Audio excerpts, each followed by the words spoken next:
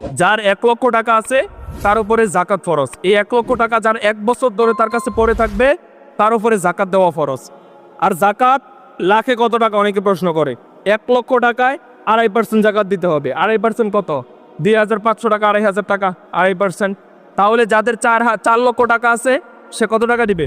10,000 টাকা দিবে। 4 লক্ষ টাকা থাকলে কত? 10,000 টাকা তার জাকাত আসবে।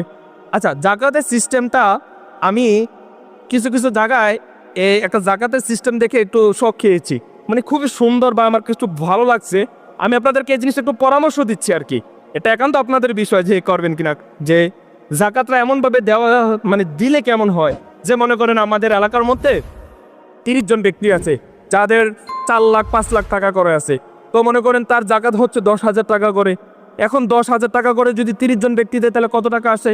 3 লাখ টাকা। এখন 3 লক্ষ টাকা দিয়ে আপনি দেখেন আপনার এলাকার মধ্যে